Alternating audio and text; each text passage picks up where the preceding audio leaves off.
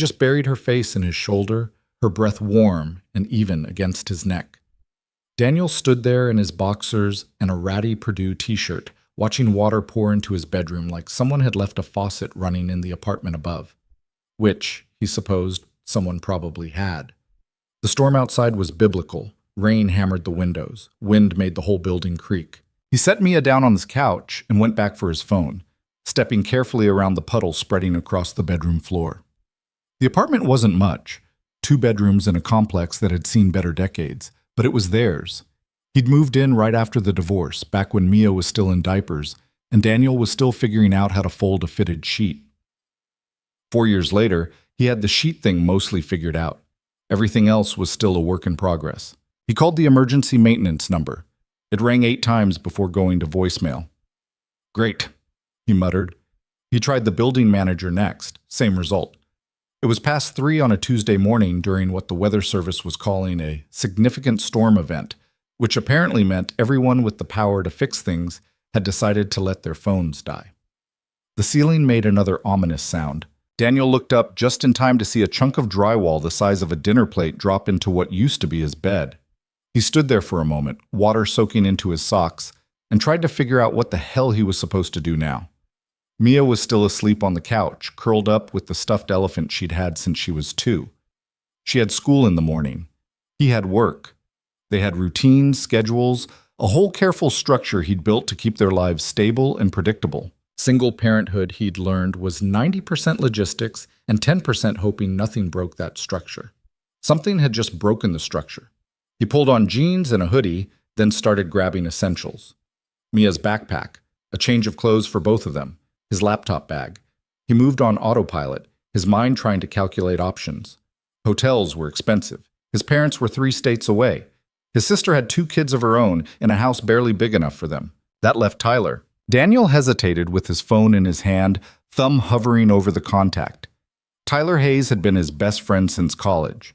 The kind of friend who'd helped him move furniture at midnight and hadn't asked questions when Daniel showed up at his door with a U-Haul and a toddler the day after his divorce was finalized. But Tyler also lived 40 minutes outside the city in a house that cost more than Daniel would make in a lifetime, and showing up unannounced at 3 in the morning felt like crossing some line he couldn't quite name. Another section of ceiling collapsed. He made the call. Tyler answered on the second ring, his voice thick with sleep. "Daniel, what's wrong?" "My ceiling caved in." Daniel kept his voice low so he wouldn't wake Mia. "Water damage from the storm. I tried maintenance, tried the building manager. Nobody's answering. I just need somewhere to crash for the night. I can get a hotel tomorrow, but don't be stupid. Come here." "Tyler, it's 3 in the morning. So, you want Mia sleeping in a hotel lobby while you wait for a room? Just come. I'll text you the gate code." "Oh, but she miss." Daniel felt something tight in his chest loosen a fraction. "I owe you." "You don't owe me anything. Drive safe. This storm's nasty." The line went dead. 30 seconds later, a text came through with a 6-digit code and the words, "Guest room is already made up. See you soon." Daniel looked at Mia, still dead to the world on the couch, then back at his bedroom where water was now pooling on the hardwood floor. The sensible part of his brain, the part that had gotten him through 4 years of single parenthood without completely falling apart, told him this was temporary. A few days, maybe a week tops, until the landlord got the ceiling fixed. He'd stay at Tyler's place, keep his head down, and everything would go back to normal. The other part of his brain, the part that remembered the last time he'd been to Tyler's house for a barbecue and met Tyler's mother for exactly 45 seconds, wasn't so sure. He shook off the thought, scooped up Mia, and headed for the door. The drive took 50 minutes in the storm. Daniel kept both hands on the wheel, his headlights cutting through sheets of rain that made the highway look like a river. Mia woke up somewhere around mile 20. "Where are we going?" Her voice was small and confused. "To Uncle Tyler's house. Remember his place? The big one with the pool?" "How come?" "Our ceiling broke. We'll stay with Tyler for a little bit until it's fixed." She considered this, then nodded and went back to sleep. 5 years old, and she'd already learned to roll with the punches. Daniel wasn't sure if that was a good thing or heartbreaking. Tyler's neighborhood was the kind of place that had a name. The estates at Meadowbrook, or something equally ridiculous. The houses sat back from the road behind iron gates and professionally landscaped yards. Daniel pulled up to the main entrance and punched in the code Tyler had sent. The gate swung open with the kind of smooth mechanical precision that probably cost more than Daniel's car. Tyler's house was at the end of a cul-de-sac, a sprawling modern thing with floor-to-ceiling windows and a 3-car garage. Every light on the first floor was on. Tyler stood in the open doorway, barefoot in sweatpants and a Henley, his hair sticking up like he'd been dragging his hands through it. "You look like hell," he said when Daniel got out of the car. "You should see my ceiling." Tyler grinned and grabbed one of the bags from the back seat while Daniel got Mia. She was awake again, blinking in the bright light spilling from the house. "Hey, kiddo," Tyler said softly. "Welcome back." Mia gave him a sleepy smile. "Hi, Uncle Tyler." Inside, the house was exactly as Daniel remembered. All clean lines and expensive furniture that looked uncomfortable but probably cost a fortune. The kind of place where you worried about leaving fingerprints on the walls. Tyler led them upstairs to a guest room that was bigger than Daniel's entire apartment, with its own bathroom and a king-size bed that looked like something from a hotel magazine. "You guys need anything?" Tyler asked. "Food, water? I can make coffee if you're not planning to sleep." "We're good, thanks, man. Really?" Tyler clapped him on the shoulder. "Get some rest. We'll figure everything out in the morning." He left, closing the door behind him with a quiet click. Daniel laid Mia down on the bed and pulled the covers over her. She was already half asleep again, her fingers wrapped around her elephant's trunk. He stood there for a moment, looking down at her in the dim light from the hallway, and felt the weight of the last few hours catch up with him all at once. His ceiling was gone. His apartment was flooded. He was standing in a guest room that probably cost more to furnish than he made in 6 months, with no idea how long they'd be here or how he'd pay Tyler back for this. But Mia was safe. She was warm and dry and sleeping soundly. That was what mattered. Daniel kicked off his shoes and lay down on the other side of the bed, still in his jeans and hoodie. He closed his eyes and listened to the storm raging outside and tried not to think about what tomorrow would bring. Morning came too soon and too bright. Daniel woke to sunlight streaming through windows he hadn't bothered to cover, and Mia already up, standing at the glass door that led to a small balcony. She had her elephant tucked under one arm and was staring out at the backyard like she'd discovered a whole new planet. "Dad, they have a pool," she said without turning around. "And swings. Can I go outside?" Daniel sat up, his back protesting from sleeping in his clothes. "After breakfast. And we have to ask Tyler first." "Ask Tyler what?" Tyler's voice came from the doorway. He looked significantly more put together than he had at 3 in the morning. Showered, shaved, dressed in jeans and a button-down that probably cost more than Daniel's entire wardrobe. He had 2 mugs of coffee in his hands, and the kind of easy smile that had always made people like him without trying. "If Mia can use the pool," Daniel said, taking the offered coffee. It was hot and strong and exactly what he needed. "Sure, towels are in the cabana. Just keep an eye on her." "I always keep an eye on her." Tyler grinned. "I know, I'm just saying." He turned to Mia. "Hey kid, you hungry? We got pancakes downstairs." Mia's eyes went wide. "Pancakes?" "The real kind, with chocolate chips. Come on." She bolted for the door. Tyler followed at a more reasonable pace, and Daniel grabbed his phone to check the time. 7:45. He had a meeting at 9 that he absolutely could not miss, which meant he had about an hour to figure out how to get back to his apartment, assess the damage, contact his insurance company, and somehow make it to the office on time.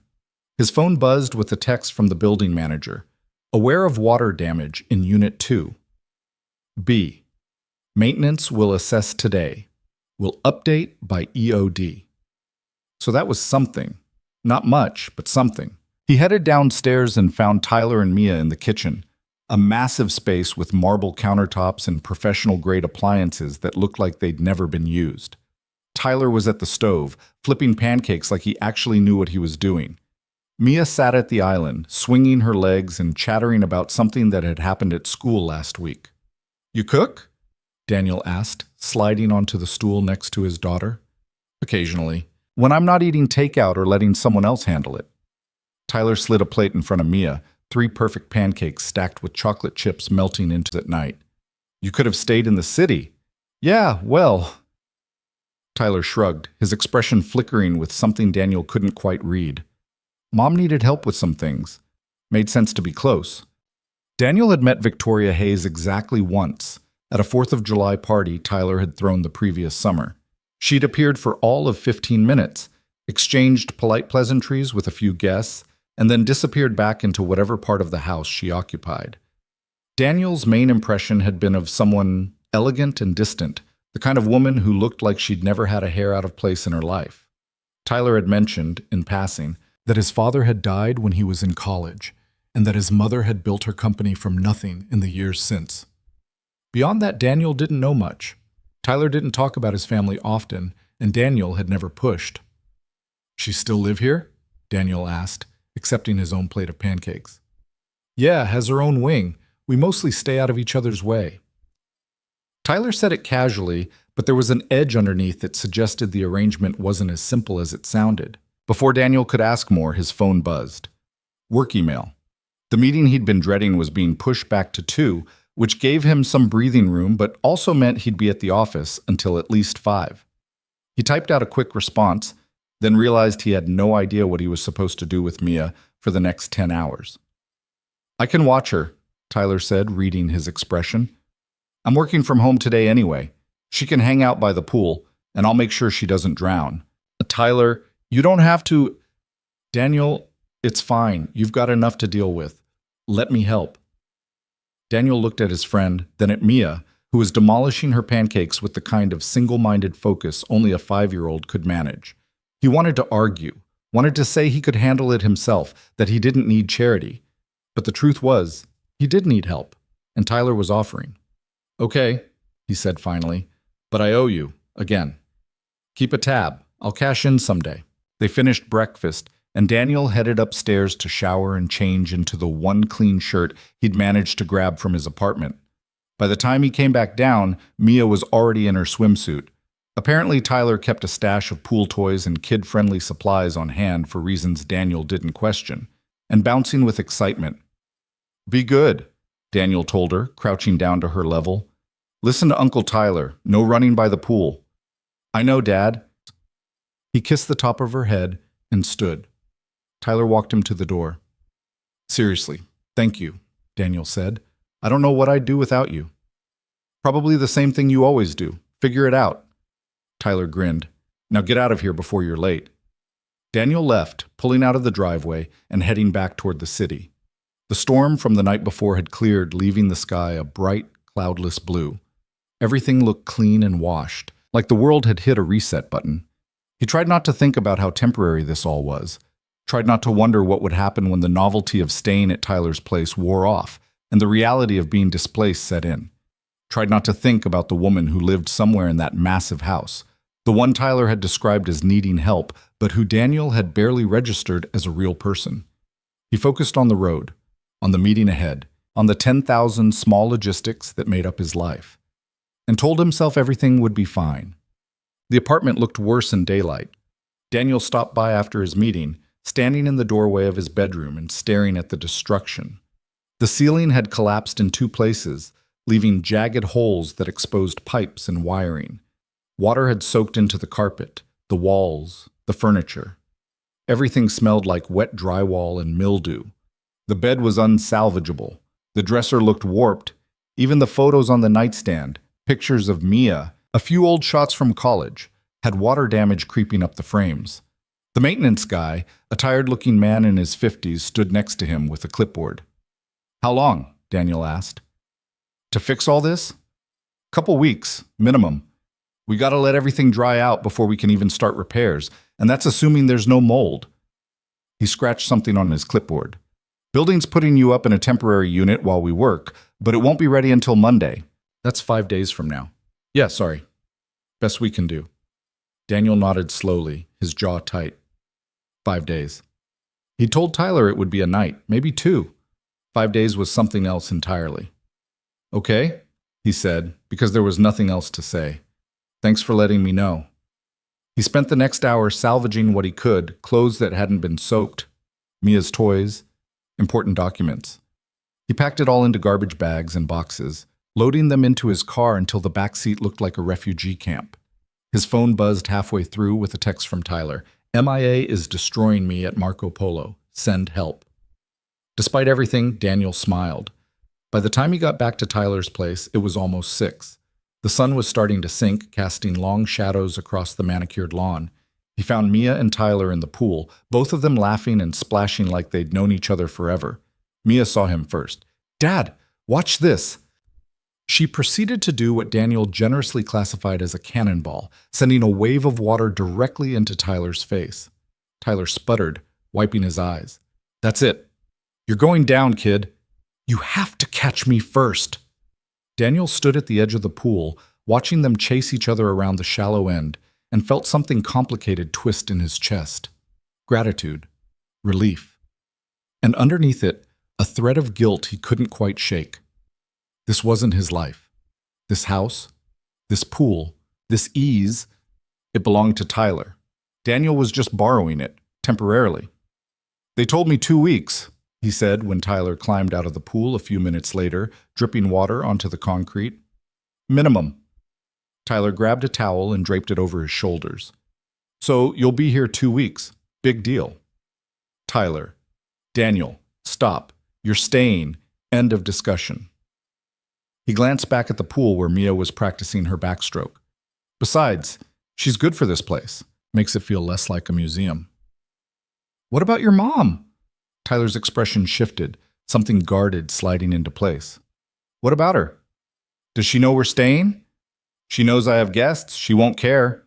You sure about that?" Tyler looked at him for a long moment, and Daniel saw something in his friend's face he couldn't quite name. "She keeps to herself. You probably won't even see her. And if you do, just be polite. She's not unfriendly, just private." Boo. It wasn't exactly reassuring, but Daniel nodded anyway. "Okay." They ate dinner on the back patio, burgers Tyler grilled and a salad that came from a bag, and Mia talked nonstop about her day. The pool, the swings, the big TV in the living room that had like 100 channels. She was happy. That was what mattered. After dinner, Daniel got her showered and into pajamas, then read her 2 chapters of the book they'd been working through. She was asleep before he finished the second one, her face peaceful and her elephant tucked under her chin. He kissed her forehead and turned off the light, pulling the door mostly closed behind him. He found Tyler in the living room, feet up on the coffee table, a beer in one hand and a basketball game on the TV. "She out?" Tyler asked. "Yeah." Daniel dropped onto the couch next to him. "Thanks again for today. I mean it. Stop thanking me. You'd do the same. I don't have a house with a pool." Tyler snorted. "Fair point." He took a sip of his beer, eyes on the screen. "You doing okay? I know this whole thing's got to be stressful." Daniel leaned back, letting his head rest against the cushion. "I'm fine, just trying to keep everything together, you know? Make sure Mia's okay, make sure work doesn't fall apart, make sure I don't lose my mind. You're allowed to not be fine, you know?" "Yeah, well, I don't really have that option." Tyler was quiet for a moment, and when he spoke again, his voice was softer. "You've been doing this alone for 4 years. Ever think about, I don't know, letting someone help? For real?" Daniel turned his head to look at his friend. "I let you help. I'm literally sitting in your house. You know what I mean." He did.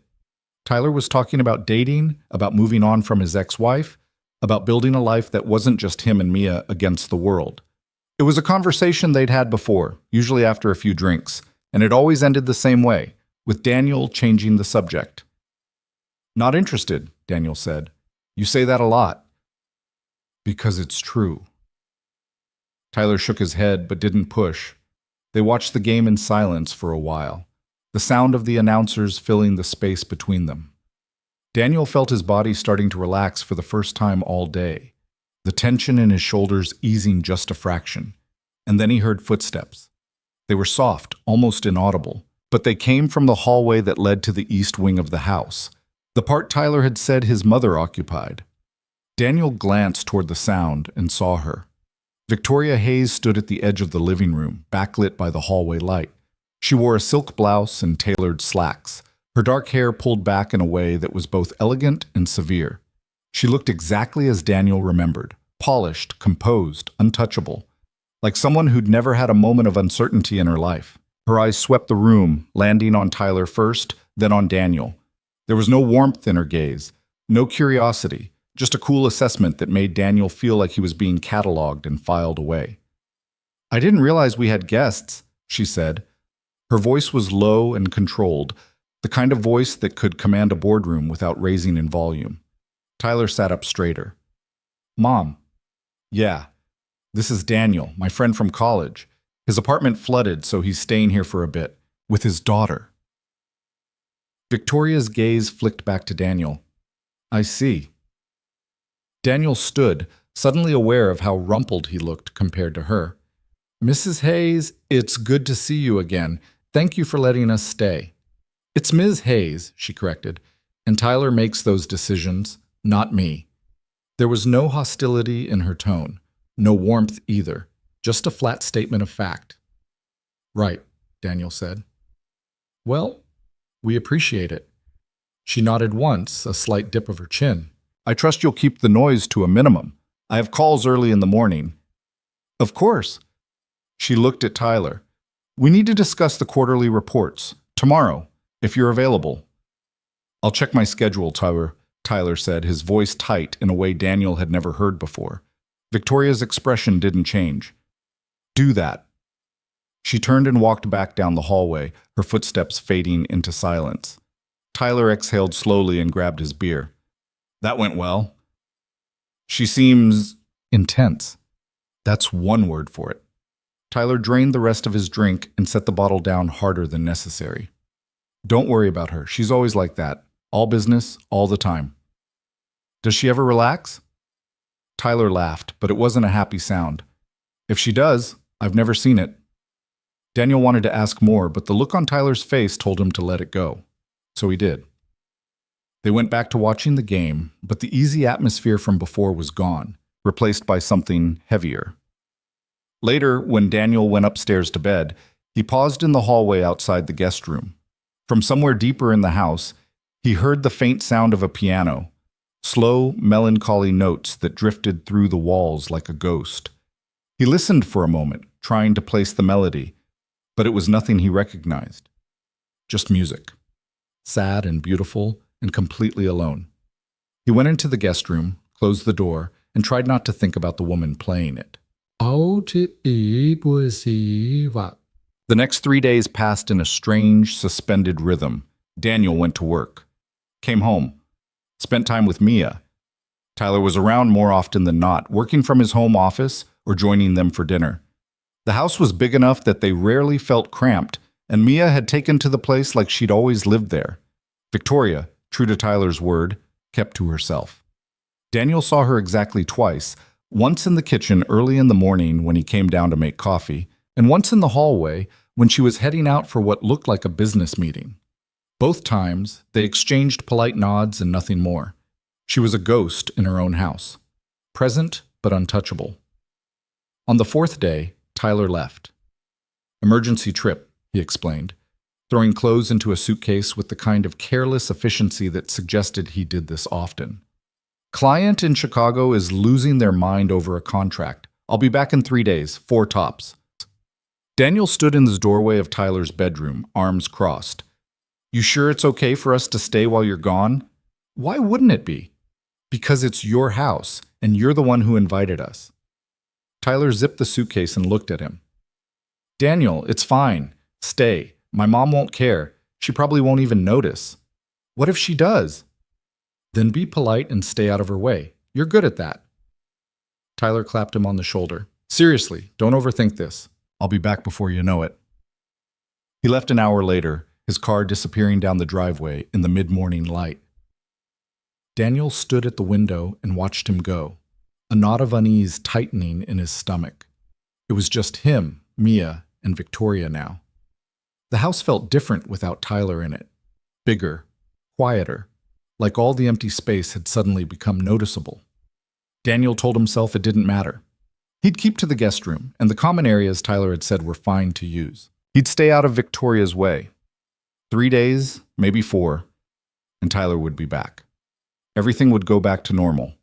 That night he made dinner for himself and Mia, pasta with jarred sauce, nothing fancy. They ate in the kitchen, and afterward Mia wanted to watch a movie. Daniel set her up in the living room with a blanket and her elephant, and she was asleep halfway through. He carried her upstairs and tucked her in, then came back down to clean up the kitchen. He was loading the dishwasher when he heard footsteps behind him. He turned. Victoria stood in the doorway, still dressed for work but with her hair down now, falling in dark waves past her shoulders. She looked at the dishes in the sink, then at Daniel. "You don't have to do that," she said. "We have someone who comes in to clean." "I don't mind," Daniel said. "It's the least I can do." She studied him for a moment, her expression unreadable. "Tyler mentioned you're a single father." "Yeah, have been for 4 years. That must be difficult. It has its moments." She nodded slowly, and for the first time since he'd met her, Daniel saw something crack in her composure. Just a flicker, gone almost as soon as it appeared. Exhaustion, maybe. Or loneliness. "Your daughter," Victoria said. "Mia, she seems happy." "She is, mostly." "You're doing well, then." It wasn't a question, but Daniel answered anyway. "I try." Victoria's gaze lingered on him, and Daniel felt something shift in the air between them. Not attraction, not yet, just awareness. The kind that came from two people recognizing something in each other they didn't have words for. "Well," she said finally. "Good night, Mr. Cross." "Daniel," he said. Just Daniel. The corner of her mouth twitched, almost a smile. "Good night, Daniel." She turned and walked away, her footsteps fading into the silence of the house. Daniel stood there for a long time, staring at the empty doorway, and wondered what the hell had just happened. The next morning, Daniel woke to the smell of coffee. Not the burnt, bitter smell from the cheap drip machine in his apartment, but something richer. Something that actually smelled like coffee was supposed to smell. He lay there for a moment, staring at the ceiling, trying to remember where he was. Then it came back in pieces. The flooded apartment, Tyler's house, Tyler leaving for Chicago. Victoria. He sat up and checked his phone. 6:15. Mia was still asleep beside him, her elephant tucked under one arm and her hair spread across the pillow in a dark tangle.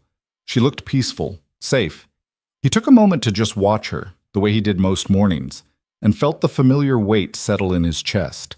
Love mixed with responsibility, mixed with the constant low-grade fear that he was screwing this up somehow. He slipped out of bed and pulled on sweatpants and a t-shirt, then headed downstairs. The kitchen was empty, but a fresh pot of coffee sat on the counter, still steaming. Daniel poured himself a cup and took a sip. It was good. Really good. The kind of coffee that probably cost more per pound than he spent on groceries in a week. He was halfway through the cup when he heard the back door open. Victoria came in from the patio, wearing running clothes, sleek black leggings and a fitted jacket that looked like it had never seen actual sweat. Her hair was pulled back in a ponytail, and there was a slight flush to her cheeks that suggested she'd actually been exercising, not just walking. She stopped when she saw him, her hand still on the door handle. "Good morning," Daniel said, because someone had to say something. "Good morning." She closed the door and moved to the sink, filling a glass with water. She drank it in one long pull, her throat working, and Daniel found himself looking away. "Thanks for the coffee," he said. "I make it every morning. Help yourself." She set the glass down and turned to face him, leaning against the counter. "Tyler called last night, said he'd be in Chicago until at least Saturday." "Yeah, he texted me the same thing. He also said to make sure you weren't sleeping in your car out of some misplaced sense of propriety." Daniel felt heat creep up his neck. "I wasn't planning on it." "Good." She studied him for a moment, her expression unreadable. "You're uncomfortable being here without him." It wasn't a question, but Daniel answered anyway. "A little." "Because of me." "Because it's your house, and I'm a stranger who's overstayed his welcome." Victoria's eyebrow arched slightly. "Has Tyler ever given you the impression that you weren't welcome?" "No, but then you're not overstaying anything." She pushed off from the counter and crossed to the coffee pot, refilling the cup she must have had earlier. Tyler doesn't bring people here often. The fact that he did means he trusts you. That's enough for me. Daniel didn't know what to say to that. He took another sip of coffee and tried not to stare at the way the morning light caught in her hair. Your daughter, Victoria said. Mia, does she have school today? Yeah, I need to get her up in about half an hour. And you work in the city? IT consultant. I've got a meeting at 9, but I can push it if I need to. Victoria nodded slowly. I have a conference call at 8. After that, I'm free until noon. If you'd like, I can take Mia to school. It would save you the drive. Daniel blinked. You don't have to do that. I know I don't have to. I'm offering. Why? The question came out sharper than he'd intended, and Victoria's expression shifted. Not offended, just considering, like she was trying to figure out how to answer a question she hadn't expected. Because you're trying to hold everything together by yourself, she said finally, and I know what that looks like. There was something in her voice that made Daniel pause, not pity, not sympathy, just recognition, like she was looking at him and seeing something familiar. Okay, he said. Thank you. She goes to Lincoln Elementary, starts at 8:30. I know where it is. Of course she did. Daniel finished his coffee and rinsed the cup, setting it in the sink. When he turned back, Victoria was still watching him. Can I ask you something? He said. You can ask. Why are you being nice to me? Victoria's mouth quirked. Not quite a smile, but close. Is that so hard to believe? A little. Tyler said you keep to yourself. I do, but you're not asking me for anything. You're not trying to impress me or get something from me. You're just... She paused, searching for the word. Here, it's refreshing. Daniel didn't know what to say to that either, so he just nodded and headed back upstairs to wake Mia. Half an hour later, he stood in the driveway and watched Victoria's sleek black Mercedes pull away with his daughter in the back seat. Mia had been thrilled at the prospect of riding in the fancy car, and Victoria had been, not warm exactly, but less remote than usual. She'd even smiled when Mia asked if the car could talk like the ones in the movies. Daniel got in his own car, a 10-year-old Honda that made concerning noises when it rained, and headed for the city. The morning traffic was brutal, and he spent most of the drive trying not to think about the fact that he'd just let a woman he barely knew take his daughter to school. But Tyler trusted her, and for reasons Daniel couldn't quite articulate, he did too. His meeting ran long. Then another meeting materialized out of nowhere, and by the time he finally escaped the office, it was almost 4. He texted Victoria to let her know he'd pick Mia up from the after-school program, but her response came back almost immediately. Already got her. We're at the house. Daniel stared at his phone for a long moment, then typed back, You didn't have to do that. Her response, I know. He made it back to Tyler's place by 5, his stomach tight with a tension he couldn't name. He found Mia and Victoria in the kitchen, both of them standing at the island with what looked like baking supplies spread out between them. Mia was covered in flour. Victoria had a smudge of it on her cheek. Dad! Mia waved a wooden spoon at him. We're making cookies! Daniel looked at Victoria. She met his gaze and shrugged, the gesture so casual it felt almost surreal coming from her. She said she was hungry, Victoria said. I don't keep much in the way of snacks. This seemed like a reasonable solution. You bake? Not in years, but apparently it's like riding a bicycle. Mia tugged on his sleeve. Can you help? Ms. Victoria said we need to make the dough into balls, but mine keep getting flat. Daniel washed his hands and joined them at the island, shaping cookie dough under Mia's watchful eye. Victoria worked beside him, her movements precise and efficient. They didn't talk much. Didn't need to. There was something almost comfortable about it, the three of them moving in sync around the kitchen. When the cookies were in the oven, Mia ran off to wash her hands, leaving Daniel and Victoria alone. He grabbed a dishcloth and wiped down the counter, hyper-aware of her standing just a few feet away. Thank you, he said. For today. For taking her to school, picking her up, all of it. You didn't have to. You keep saying that, because it's true. Victoria turned to face him, leaning against the counter with her arms crossed. She'd changed since this morning. Now she wore dark jeans and a cream-colored sweater that looked impossibly soft. Her hair was still down, and without the severe tailoring of her work clothes, she looked younger, less untouchable. "Can I ask you something?" she said. "Fair's fair." "Why did you and your wife divorce?" The question caught him off guard, not because it was intrusive, though it was, but because of the directness of it. No preamble, no softening, just the question, laid out like a fact. "She wanted things I couldn't give her," Daniel said after a moment. "And I wanted things she wasn't interested in giving. We figured that out about 2 years in, but we tried to make it work anyway. For Mia. That must have been difficult.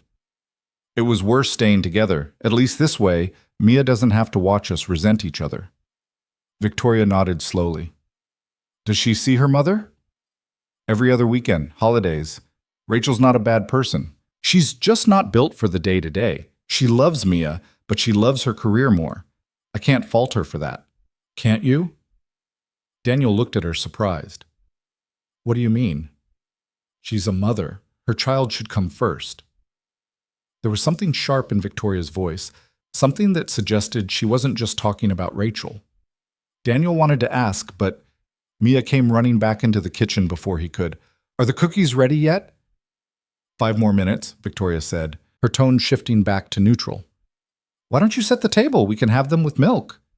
Mia nodded and started pulling plates from the cabinet like she'd done it 100 times. Daniel watched her, then glanced at Victoria. She was watching Mia too, her expression softer than he'd ever seen it.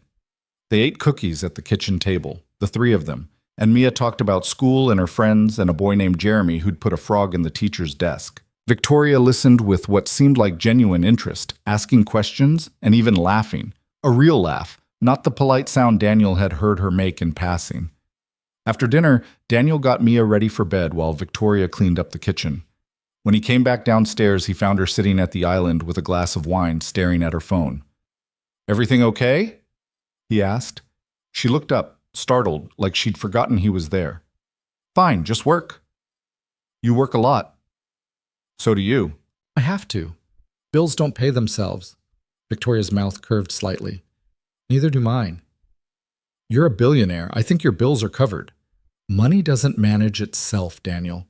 It requires constant attention, constant decision-making. One wrong move and everything you've built can collapse." She took a sip of her wine. "People think wealth means freedom. It doesn't. It just means the stakes are higher."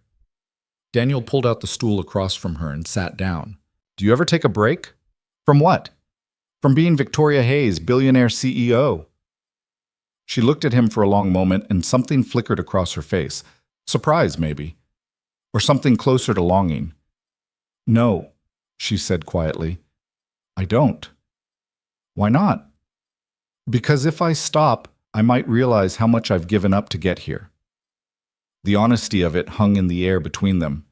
Daniel didn't know what to say, so he didn't say anything. He just sat there, watching her, and let the silence stretch. "Tyler told me about your husband," he said finally. "I'm sorry." Victoria's fingers tightened around the stem of her wine glass. "That was a long time ago." "Doesn't mean it doesn't hurt." "No, it doesn't." She set the glass down and looked at him. "He died when Tyler was 20, heart attack. He was here one day and gone the next. No warning, no time to prepare. That's brutal." It was. But it also gave me clarity. I realized I couldn't rely on anyone else to build the life I wanted. I had to do it myself. So I did. And Tyler? Tyler had his own life. College, friends, a future that didn't revolve around me. I didn't want to be the grieving widow who clung to her son and made him responsible for her happiness. So I let him go, let him build his own life. "He moved back here," Daniel pointed out. "He did, and I've never asked him why." Daniel leaned back, studying her. "You're lonely." It wasn't a question, and Victoria didn't flinch. She just looked at him with those dark, unreadable eyes and said, "Aren't we all?" The timer on the oven beeped. Another batch of cookies Mia had insisted they make for tomorrow. Victoria stood and pulled them out, setting the tray on the counter to cool. Daniel watched her move through the kitchen, efficient, and controlled, and wondered what it would take to crack that composure all the way open. "Thank you," she said without turning around, "for being honest with me. Most people aren't. Why would I lie? Because I'm rich.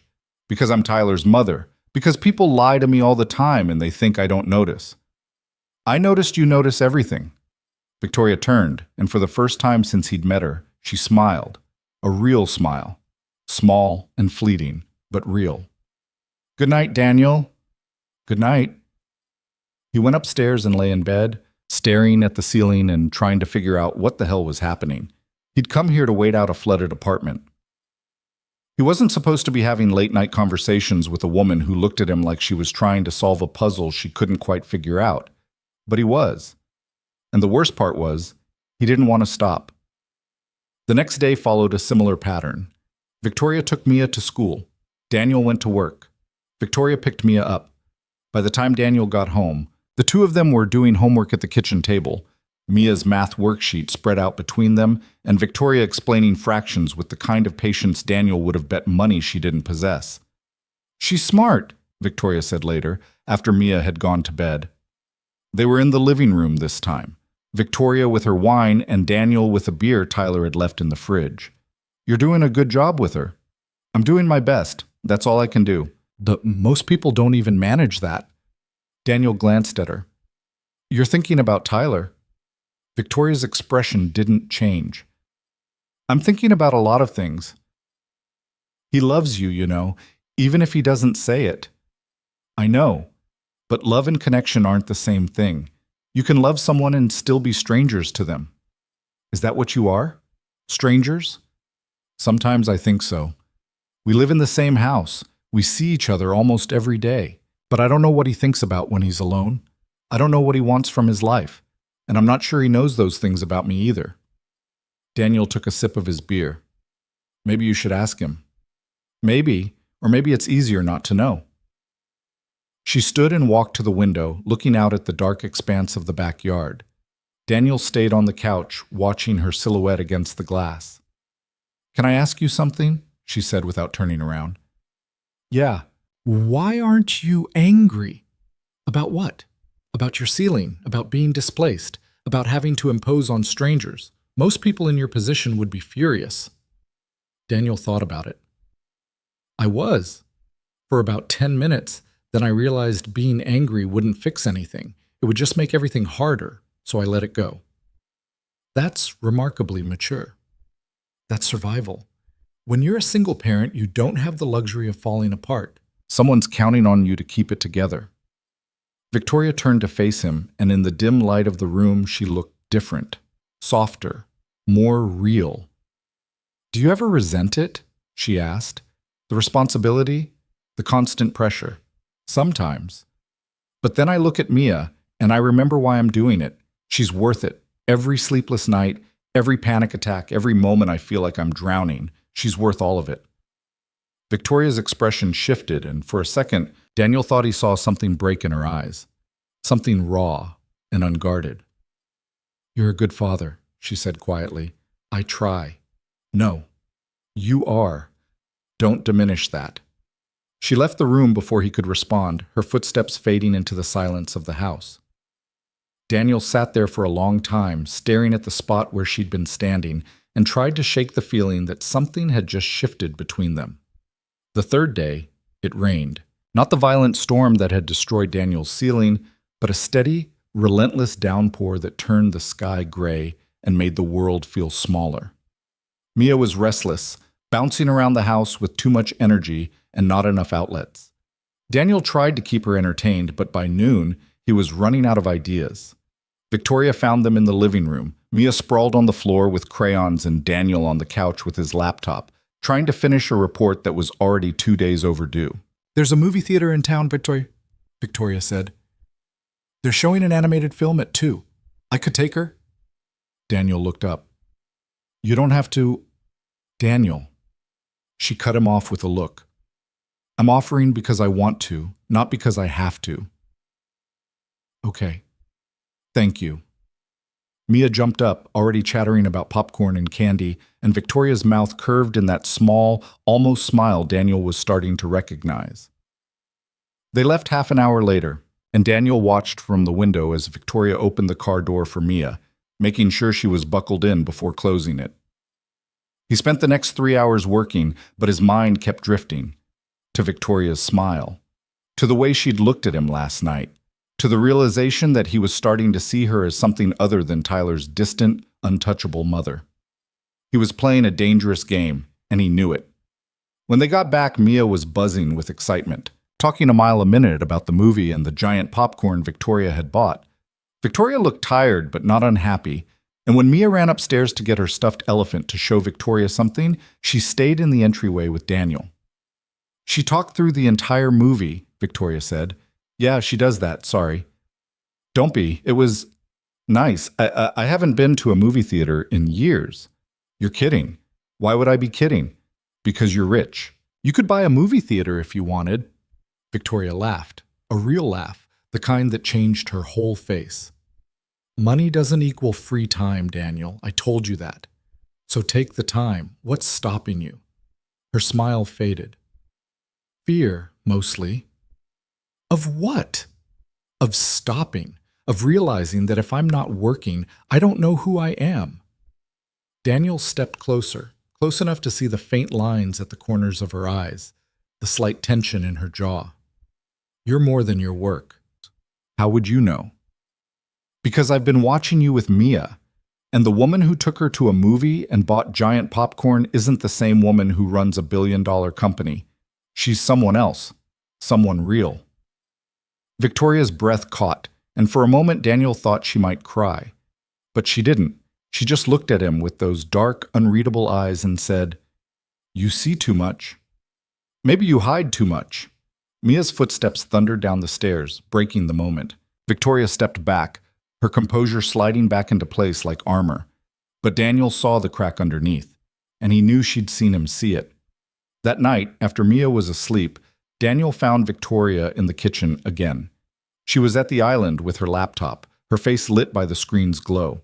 He poured himself a glass of water and stood on the other side of the counter. Working late? He asked. Always. She closed the laptop and looked at him. Can't sleep? Not yet. Too much on my mind. Anything I can help with? Daniel hesitated, then decided to just say it. Tyler comes back tomorrow. I know. Things will go back to normal. Victoria's expression didn't change. Will they? Won't they? She stood and walked around the island, stopping just a few feet away from him, close enough that he could smell her perfume, something subtle and expensive that made him think of dark rooms and quiet secrets. Normal is relative, Daniel. What's normal for you might be chaos for someone else. What's normal for me might be loneliness for you. What's normal for you? Control, distance, knowing exactly what role I'm supposed to play and playing it perfectly. And now? Now I'm not sure anymore. The air between them felt charged, like the moment before lightning strikes. Daniel could feel his heart pounding in his chest, could see the slight rise and fall of Victoria's breathing. He should step back, should say goodnight and walk away. Should remember that this was Tyler's mother, that he was a guest in this house, that crossing this line would complicate everything. But he didn't move, and neither did she. You scare me, Victoria said quietly. Why? Because you make me want things I thought I'd given up on, things that don't fit into the life I've built. What kind of things? She looked at him for a long moment, and Daniel saw everything she wasn't saying written in her eyes. Want, fear, loneliness, hope. Connection, she said finally. The real kind, not the transactional relationships I have with everyone else. Not the polite distance I keep with my own son. Something honest. I can give you that, Daniel said, his voice rough. I know, that's what scares me. She reached out and touched his hand, just the lightest brush of her fingers against his. It lasted maybe 2 seconds, but Daniel felt it like an electric shock. Then she pulled back and walked away, leaving him standing alone in the kitchen with his heart racing and his mind spinning. He went upstairs and lay in bed next to Mia, staring at the ceiling and trying to convince himself he'd imagined the whole thing. But he could still feel the ghost of Victoria's touch on his skin. could still see the look in her eyes. Tyler was coming back tomorrow. Everything would go back to normal. Except Daniel was starting to realize that nothing about this had ever been normal. And he had no idea what happened next. Tyler's flight got delayed. The text came through at 7 in the morning, just as Daniel was making coffee. Stuck in Chicago. Another 2 days. Something about weather. Sorry, man. Daniel stared at the message, his thumb hovering over the keyboard. He should have felt relieved. 2 more days in a comfortable house instead of his water-damaged apartment. But all he felt was a tight knot in his stomach that had nothing to do with gratitude and everything to do with the woman sleeping somewhere in the east wing of this house. He typed back, "No problem. Stay safe." Then he set his phone down and tried to ignore the fact that his hands were shaking slightly. Victoria came into the kitchen 15 minutes later, already dressed for a run in those same sleek black leggings and a different jacket. Her hair was pulled back, and she looked like she hadn't slept well. There were faint shadows under her eyes that makeup hadn't quite covered. "Morning," Daniel said. She poured herself water from the tap and drank half of it before responding. "Morning." Tyler's stuck in Chicago, weather delay. Victoria set the glass down carefully.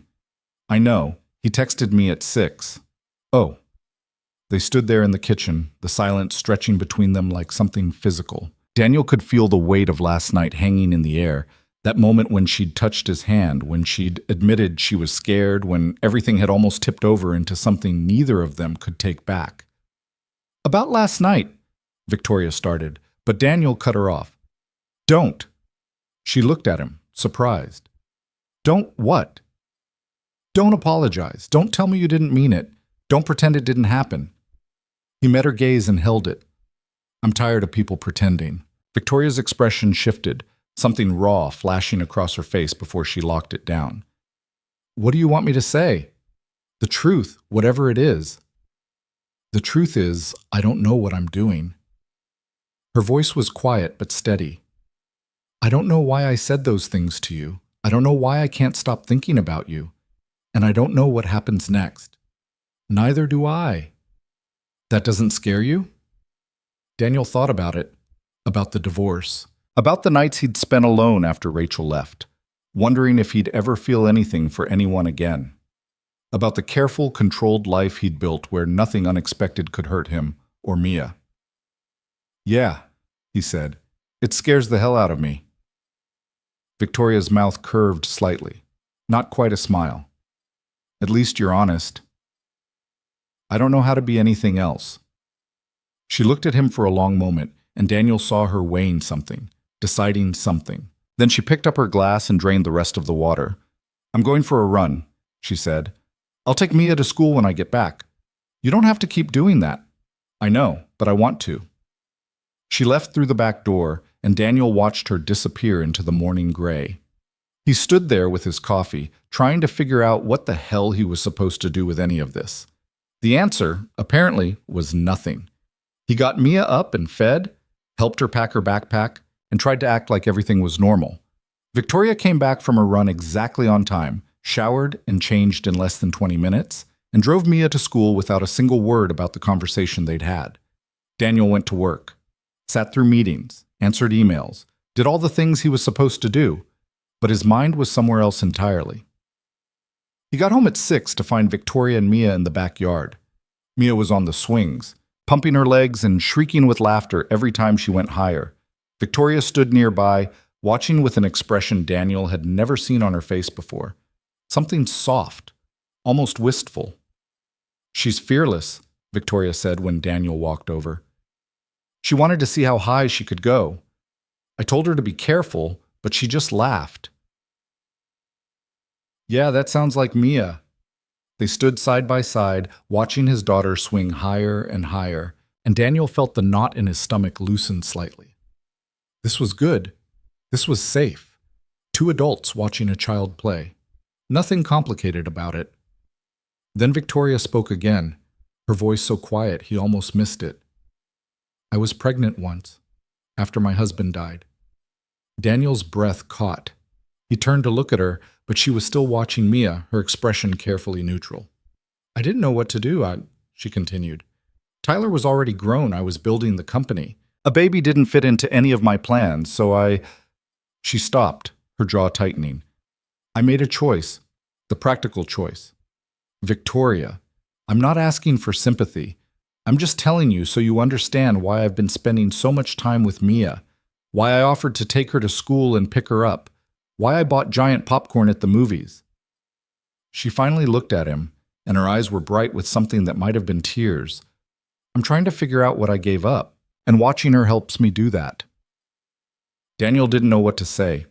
Every response that came to mind felt inadequate, so he just reached out and took her hand, threading his fingers through hers, and held on. Victoria's breath hitched. She squeezed his hand once, hard, then let go and walked back toward the house without another word. Daniel stood there in the fading light, watching Mia swing and trying to process what Victoria had just told him. The weight of it, the trust it had taken to say it out loud. He was in so far over his head he couldn't even see the surface anymore. That night, after Mia was asleep, Daniel went looking for Victoria. He found her in a room he hadn't seen before, a study off the main hallway, lined with bookshelves and dominated by a massive desk. She sat in a leather chair with a glass of wine, staring at nothing. "Can I come in?" he asked from the doorway. She looked up, and for a second he thought she might say no. Then she gestured to the chair across from her desk. Daniel sat down and looked around. The room was elegant but impersonal, like a hotel lobby. No photos, no personal touches, just books and expensive furniture and a view of the dark backyard. "This is where you work," he said. "Sometimes. Mostly I just come here to think." "About what?" "Everything, nothing, whether any of this matters." Daniel leaned forward, resting his elbows on his knees. "It matters." "Does it? I built a company worth billions. I employ thousands of people. I've made more money than I could spend in 10 lifetimes. And for what? So I can sit alone in this room every night and wonder what it was all for?" "You have Tyler." "Do I?" Victoria's laugh was bitter. "He lives here, but he doesn't need me. He hasn't needed me since he was 18, and I can't blame him for that. I made sure of it. I pushed him toward independence because I thought that's what a good mother did. Turns out all I did was push him away. It's not too late to fix that, isn't it? How do I suddenly become the warm, nurturing mother I never was? How do I undo 30 years of distance?" Daniel sat back, studying her. "You start by being honest, by telling him what you just told me. He won't understand. He might surprise you." Victoria took a sip of her wine, her gaze distant. "When my husband died, I promised myself I wouldn't fall apart. I had a son to raise and a business to build. I didn't have time for grief, so I buried it, buried everything, and now I don't know how to unbury it. Maybe you don't have to do it alone." She looked at him then, really looked at him, and Daniel saw everything she was trying to hide. The loneliness, the regret, the desperate need for someone to see her as something other than a success story. "Why are you being so kind to me?" she asked. "Because you're being kind to my daughter. Because you're honest even when it hurts. Because I know what it's like to feel alone in a crowded room." He paused. "And because I like you. You shouldn't. Probably not. But I do anyway." Victoria set her wine glass down and stood, walking to the window. Daniel waited, letting the silence stretch. When she spoke again, her voice was barely above a whisper. "I haven't felt this way in 20 years. Like someone actually sees me. Not the CEO, not Tyler's mother, not the widow who turned tragedy into triumph. Just me." "I see you," Daniel said quietly. "I know. That's the problem." She turned to face him, and in the dim light of the study, she looked younger, vulnerable, like if he said the wrong thing, she might shatter. "What are we doing, Daniel?" "I don't know. We should stop, before this becomes something we can't take back." "Yeah, we should." Neither of them moved. Victoria crossed the room slowly, stopping just in front of his chair. Daniel stood, and suddenly they were inches apart, close enough that he could feel the heat of her body, could see the rapid rise and fall of her breathing. "Tell me to walk away," she said. "I can't." "Why not?" "Because I don't want you to." Her hand came up to his chest, resting over his heart.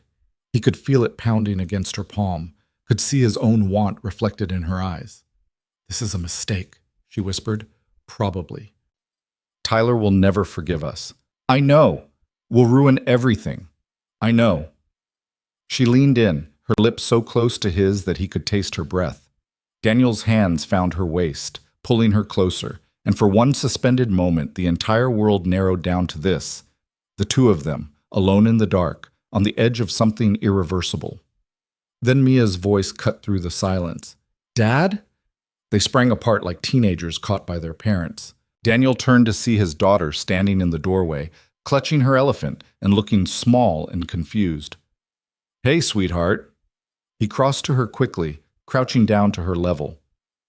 "What's wrong? Bad dream?" "I woke up and you weren't there." "I'm sorry. I was just talking to Ms. Victoria. Want me to tuck you back in?" Mia nodded, and Daniel picked her up. She wrapped her arms around his neck and buried her face in his shoulder. Over her head, he looked at Victoria. She stood frozen by the desk, her expression unreadable. "Good night," Daniel said quietly. Victoria just nodded. He carried Mia upstairs and got her settled, lying beside her until her breathing evened out and she drifted back to sleep. Then he lay there in the dark, staring at the ceiling, and tried to figure out what the hell had just almost happened. He'd almost kissed her, Tyler's mother, in Tyler's house, with his daughter sleeping upstairs. What the hell was wrong with him? But even as he thought it, he could still feel the ghost of Victoria's hand on his chest, could still see the look in her eyes, could still remember the way she'd leaned in like she wanted it just as much as he did. This was bad. This was so, so bad. And the worst part was, he didn't want to stop. The next morning, Daniel woke up to an empty kitchen. No coffee. No Victoria. Just a note on the counter in elegant handwriting. Had to go to the office early. Mia's lunch is in the fridge. See you tonight.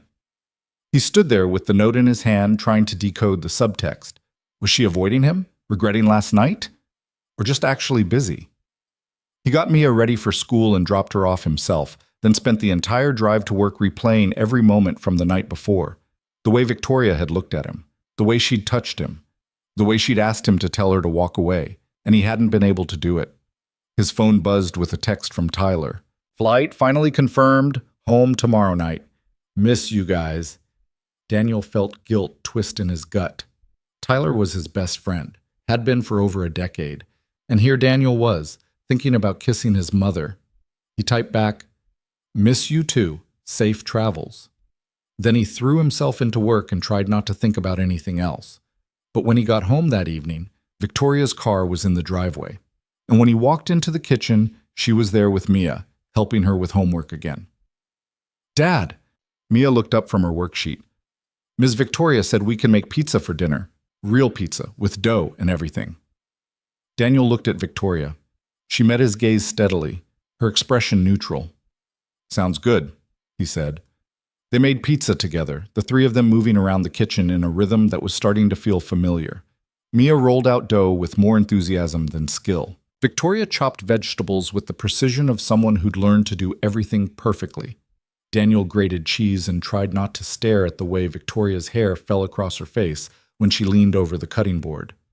"Tyler comes back tomorrow," Victoria said while the pizza was in the oven.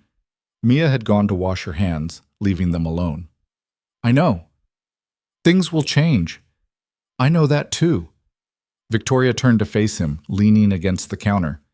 "We can't do this, Daniel. Whatever this is, it's not fair to him. It's not fair to Mia. It's not fair to either of us. I know. Then why does it feel impossible to stop?" Daniel moved closer, close enough to see the flecks of gold in her dark eyes. "Because it is impossible. Because pretending we don't feel this won't make it go away. Because we're both so tired of being alone that we can't walk away from the first real connection we've had in years. That's not a good enough reason. Maybe not, but it's the truth." Victoria's hand came up to his face, her fingers tracing the line of his jaw. Daniel closed his eyes, leaning into her touch, and felt something inside him crack open. "One night," she whispered. "That's all we can have. One night before Tyler comes back and everything gets complicated." Daniel opened his eyes. "And then what?" Then we forget this ever happened. We go back to being strangers. We protect everyone we care about. Can you do that? Just turn it off? I've been turning off my feelings for 20 years, Daniel. I'm very good at it. Her thumb brushed across his lower lip, and Daniel felt his resolve crumbling. He knew this was wrong, knew it would blow up in his face, knew he should walk away right now and never look back. But when Victoria leaned in and pressed her lips to his, soft and tentative and full of all the longing she'd been hiding, he didn't pull away. He kissed her back. It lasted maybe 5 seconds before they both heard Mia's footsteps on the stairs. They broke apart, breathing hard, and Daniel took a step back just as his daughter came into the kitchen. "Is the pizza ready?" Mia asked. "Almost," Victoria said, her voice remarkably steady. "Why don't you set the table?" They ate dinner together, the three of them, and everything felt surreal, like Daniel was watching himself from outside his body. Mia chattered about school. Victoria asked questions. Daniel responded when spoken to. But all he could think about was the taste of Victoria's lips and the weight of what they'd just done. After dinner, Daniel got Mia ready for bed. She was unusually clingy tonight, wanting an extra story and 3 drinks of water and for him to stay until she fell asleep. He sat beside her bed, watching her drift off, and felt the magnitude of what he was risking wash over him. If this went wrong, if Tyler found out, if things blew up, Mia would be caught in the middle. She'd lose Uncle Tyler, lose this house, lose the woman who'd been spending time with her and making her feel special. He should stop this. Right now, before it went any further. But when he finally went downstairs and found Victoria waiting in the study, he didn't stop. He crossed the room, pulled her into his arms, and kissed her like a man drowning. She kissed him back with equal desperation, her hands fisting in his shirt, her body pressed against his. It wasn't gentle, it wasn't romantic, it was raw and messy and full of everything they'd been holding back. When they finally broke apart, both of them breathing hard, Victoria rested her forehead against his. "My room," she whispered. 30 minutes. Make sure Mia's asleep." Then she pulled away and left, disappearing into the east wing of the house.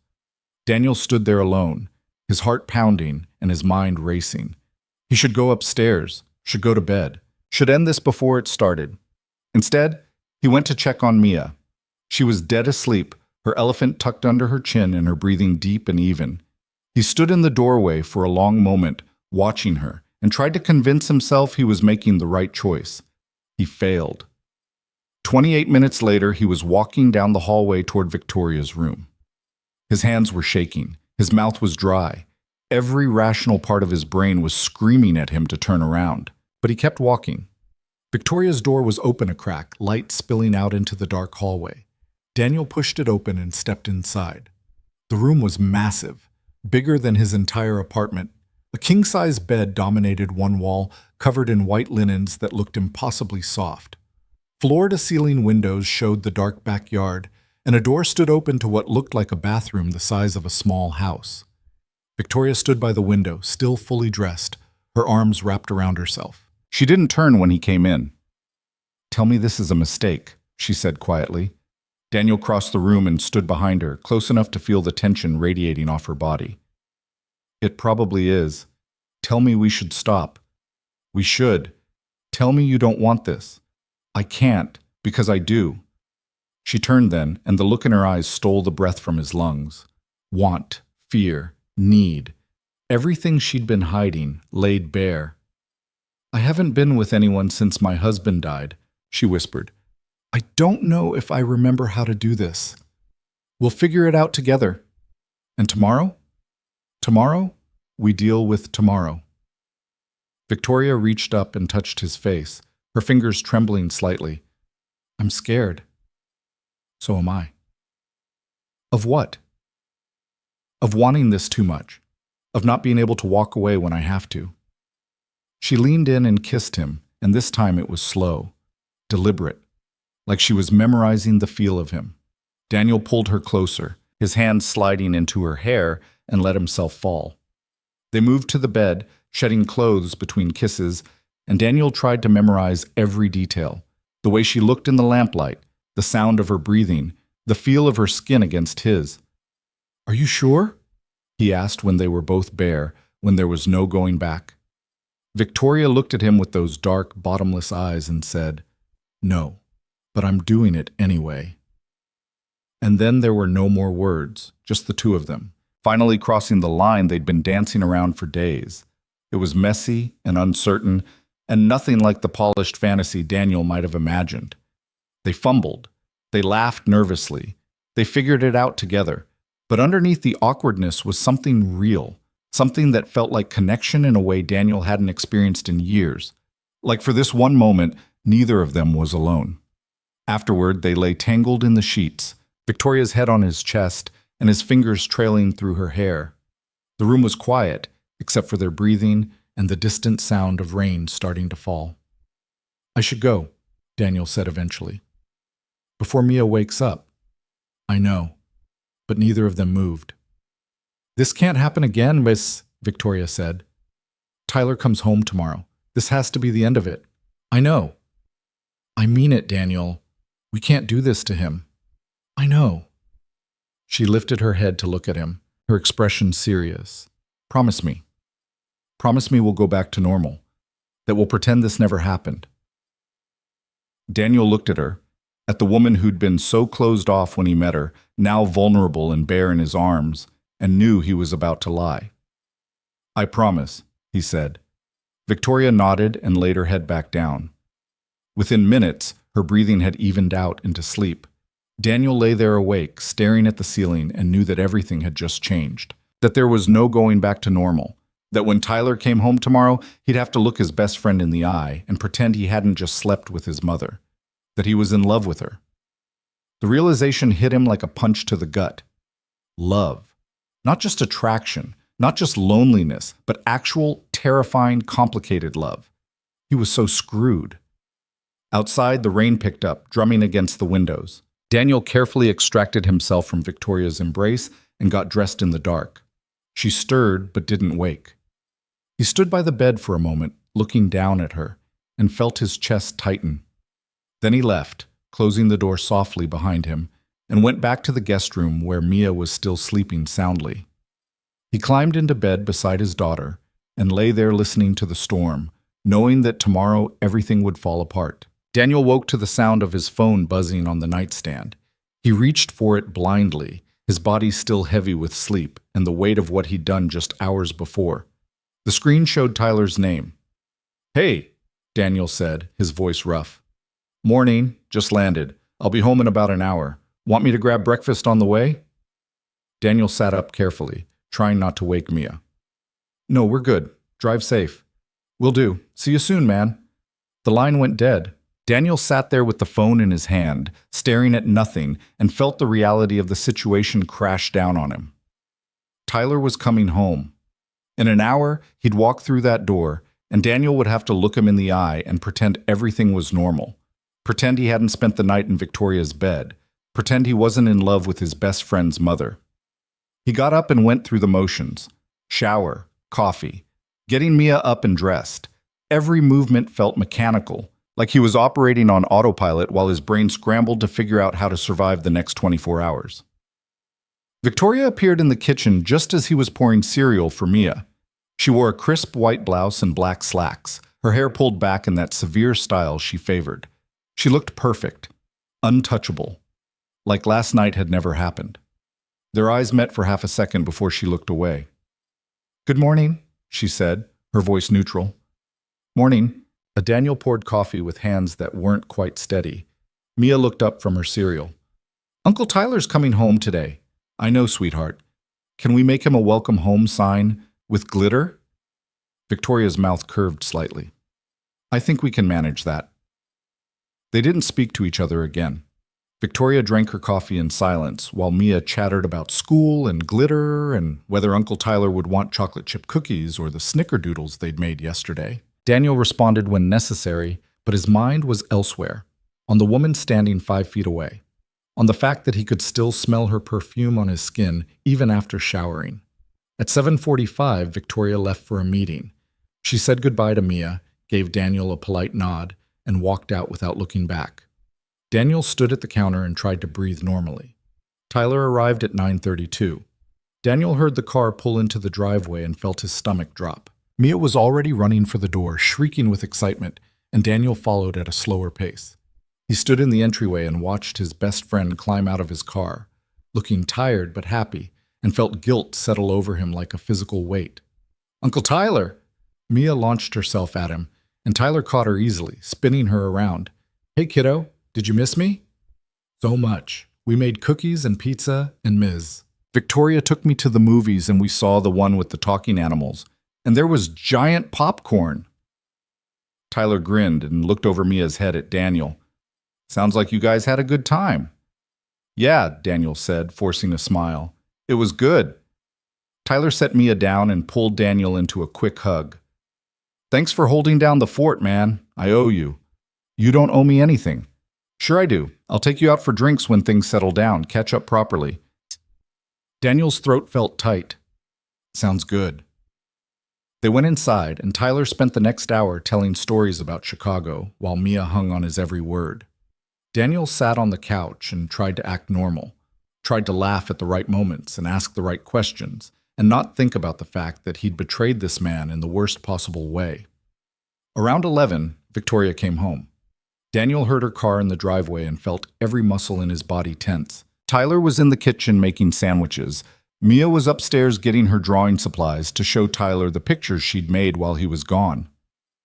Daniel was alone in the living room when Victoria walked in. She stopped when she saw him, her hand still on the door handle. "Tyler's home," Daniel said unnecessarily. "I know. I saw his car." They stared at each other across the room, and Daniel saw everything he was feeling reflected in her eyes. Fear, guilt, the desperate wish that they could take it all back. "We can't talk about this," Victoria said quietly. "Not now. Not ever." "I know. What happened last night didn't happen, I know." Her jaw tightened. "Daniel?" "Mom?" Tyler's voice came from the kitchen. "That you?" Victoria's expression smoothed into neutrality so fast it was like watching a mask drop into place. "In here." Tyler appeared in the doorway, wiping his hands on a dish towel. He smiled when he saw his mother. "Hey, how was your meeting?" "Productive." Victoria crossed to him and kissed his cheek in that formal way Daniel had seen her do before. "Welcome home." "Good to be back. You met Daniel, right? And his daughter?" "Yes, they've been very pleasant guests." "Pleasant." The word landed like a slap. Daniel watched Victoria's face and saw nothing there. No warmth, no recognition of what they'd shared. Just polite distance. Tyler looked between them. "Everything okay?" "Fine," Victoria said. "Why?" "I don't know. You both seem tense." "I have another call in 20 minutes. I should prepare." She turned to Daniel and gave him a cool nod. "Mr. Cross, I hope your apartment situation resolves soon." Then she walked away, disappearing into the east wing of the house. Tyler watched her go, shaking his head. "Sorry about that. She's not great with people." "It's fine," Daniel managed. "No, it's not. But that's just how she is. All business, all the time." Tyler clapped him on the shoulder. "Come on, let's eat. I'm starving." They ate lunch together, the three of them, and Daniel went through the motions. He ate, he talked. He laughed when Tyler told a story about a disastrous client dinner. But inside, he was falling apart. He thought he could do this, thought he could pretend nothing had happened. But seeing Victoria look at him like he was a stranger, like he meant nothing, was harder than he'd anticipated. Around 2, his phone buzzed with a text from the building manager. "Apartment ready. You can move back in any time." Daniel stared at the message and felt something twist in his chest. Relief, maybe. Or regret. He couldn't tell anymore. "Everything okay?" Tyler asked. "Yeah, just got word my apartment's ready. I can move back in." "Already? That was fast." "Apparently they worked overtime to get it done." Tyler's expression shifted. "You don't have to rush out, you know.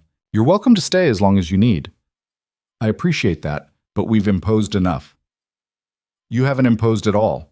It's been good having you here." Tyler glanced at Mia, who was drawing at the kitchen table. "She's a good kid. You're doing a great job with her." Daniel felt the guilt twist deeper. "Thanks." "I mean it. Single parenting is brutal, and you make it look easy. It's not easy. I'm just good at pretending. Tyler laughed. Aren't we all? They spent the rest of the afternoon packing up Daniel's things. It didn't take long. He'd only brought a few bags to begin with.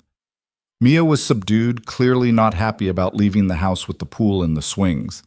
Daniel promised they'd come back to visit, even as he wondered if that would ever actually happen. Victoria didn't reappear. At 4:30, Daniel loaded the last bag into his car. Tyler stood in the driveway with them, his hands in his pockets. Thanks again for everything, Daniel said. I owe you. Big time. You don't owe me anything. That's what friends are for. Tyler pulled him into another hug. Let's get dinner next week. Catch up properly without work getting in the way. Yeah, definitely. Tyler crouched down to Mia's level. You take care of your dad, okay? And if you ever want to come back and use the pool, just let me know. Okay. Mia's voice was small. Bye, Uncle Tyler. Bye, kiddo. Daniel got Mia buckled into the back seat, then climbed into the driver's seat. He started the engine and was about to pull away when he saw movement in one of the upstairs windows. Victoria stood there, barely visible behind the glass, watching them leave. Their eyes met for one brief moment, then she turned away, and the window was empty. Daniel drove out of the neighborhood and tried not to think about the fact that he'd just left behind the only woman he'd felt anything real for in years. The apartment looked different, cleaner. The ceiling had been patched and repainted. New carpet had been laid down. It smelled like fresh paint and chemical cleaners instead of home. Mia walked through the room slowly, touching things like she was reacquainting herself with a place she'd almost forgotten. It looks weird, she said finally. Yeah, but it's ours. I like Tyler's house better. I know, sweetheart, but this is where we live. She nodded, but didn't look convinced. Daniel spent the evening unpacking and trying to settle back into their old routine. Dinner, bath time, stories before bed, everything they'd done 1,000 times before. But it all felt hollow now, like going through the motions of a life that didn't quite fit anymore. After Mia was asleep, Daniel sat on the couch with a beer and stared at his phone. He wanted to text Victoria, wanted to call her, wanted to hear her voice and know that last night had meant something to her too. But he didn't, because she'd made it clear that what happened between them was over. A mistake. Something to be buried and forgotten. He drained his beer and went to bed and dreamed of dark eyes and whispered confessions in the dark. The next week crawled by. Daniel went to work, picked Mia up from school, made dinner, did laundry. All the normal things. But nothing felt normal. He kept catching himself thinking about Victoria, wondering what she was doing, whether she thought about him at all. Tyler texted a few times, trying to set up that dinner they'd talked about. Daniel put him off with vague excuses about work being busy. The truth was, he didn't trust himself to sit across from Tyler and pretend everything was fine. On Thursday, his phone rang at 11 at night. Unknown number. Daniel almost didn't answer, but something made him pick up. Hello? It's me. Victoria's voice was quiet, strained. Daniel sat up, his heart suddenly pounding. Victoria, what's wrong? Nothing. Everything. I don't know. He heard her take a shaky breath. I shouldn't have called. This was a mistake. Wait, don't hang up. Silence. Then, I can't stop thinking about you. Daniel closed his eyes. I can't stop thinking about you either. We agreed this was over. I know. We agreed to forget it ever happened. I know. So why can't I do it? Her voice broke slightly. Why can't I just go back to normal and pretend you don't exist? Because it meant something for both of us. It can't mean anything, Daniel. You know that. If Tyler finds out, he won't find out. Not unless we tell him. Victoria laughed, but it wasn't a happy sound. You think we can just keep this secret forever? Sneak around behind his back like teenagers? I don't know what I think. I just know I can't walk away from you. You have to. We both do. For Tyler's sake, for Mia's sake. What about our sake? We don't matter. Not compared to them. Daniel felt anger flare in his chest. That's bullshit, and you know it. We matter. What we feel matters. Feelings don't change facts. You're Tyler's best friend. I'm his mother. What we did was a betrayal. Continuing it would be worse. So that's it? One night and we never speak again? That was the agreement. I didn't agree to fall in love with you. The words were out before Daniel could stop them. Silence stretched across the line, heavy and painful. Daniel? Victoria said finally, her voice barely above a whisper. Don't. Don't what? Don't feel this? Don't want you? Don't wish things were different? All of it. Don't do any of it. Too late. He heard her breath catch, heard what might have been a sob quickly stifled. I have to go, she said. Victoria Zung, don't call me. Don't text me. Don't make this harder than it already is. The line went dead. Daniel sat there with the phone in his hand, staring at the dark screen, and felt something inside him crack open. She loved him too. He'd heard it in her voice, in the way she couldn't quite say goodbye, and the fact that she'd called at all. But she was right. It didn't matter. Love didn't change the situation, didn't erase the complications or the betrayal or the impossibility of any kind of future together. He lay back down and stared at the ceiling until dawn, and knew he was going to have to find a way to live with this, to see Tyler and pretend. To wake up every day knowing Victoria was out there somewhere, alone in that massive house, feeling the same thing he felt. It was going to destroy him. Friday afternoon, Tyler called. Dinner tonight. No excuses. You've been dodging me all week. Daniel wanted to say no, wanted to make up another excuse, but he could hear the hurt underneath Tyler's casual tone, and guilt won out. Okay, where? That Italian place downtown. The one with the good wine. 7 o'clock. I'll get us a table. Tyler, I've got Mia. Bring her. They've got a kids' menu. It'll be good. Daniel closed his eyes. Okay, we'll be there. The restaurant was crowded and loud, filled with the Friday night dinner rush. Tyler was already at the table when Daniel and Mia arrived, and he stood to hug them both. Finally, he said, grinning, I was starting to think you were avoiding me. Just been busy. You know how it is. They sat down and ordered. Mia got spaghetti and spent most of the meal playing with the breadsticks. Tyler talked about work, about the Chicago trip, about a new client who was driving him crazy. Daniel listened and responded when appropriate, but his mind kept drifting. Halfway through the meal, Tyler's expression turned serious. Can I ask you something? Daniel's stomach tightened. Yeah. Did something happen while I was gone between you and my mom? Daniel felt the blood drain from his face. What? I don't know. She's been weird all week, more distant than usual, and you've been dodging my calls. Tyler leaned forward. If she said something to upset you or made you feel unwelcome, no, nothing like that. Daniel forced himself to meet Tyler's eyes. She was fine. We barely saw each other, actually. She kept to herself, mostly. It was a lie, a complete bald-faced lie, and Daniel hated himself for it. Tyler studied him for a long moment, then nodded. Okay, good. I just wanted to make sure. I know she can be difficult. I didn't want you to feel uncomfortable. I didn't. Everything was fine. The lie sat between them like a living thing. Daniel took a drink of water and tried to ignore the guilt eating him alive. They finished dinner, and Tyler insisted on paying. Outside the restaurant, he pulled Daniel aside while Mia was looking at the dessert display in the window. I'm glad we did this, Tyler said. I missed you, man. We should hang out more, like we used to. Yeah, definitely. Tyler hesitated, then said, You'd tell me if something was wrong, right? If you needed help with something? Daniel's throat felt tight. Of course. Good. Because you're family, Daniel. You and Mia both. I don't want you to ever feel like you can't come to me. The words were meant to be comforting.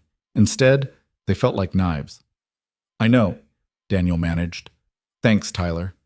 They said goodbye, and Daniel drove home with Mia half asleep in the back seat. He carried her upstairs and got her ready for bed, then sat in the living room alone with his phone in his hand. He stared at Victoria's contact for a long time before finally typing out a message. Had dinner with Tyler tonight. He asked if something happened between us. I lied to him. He hit send before he could second-guess himself.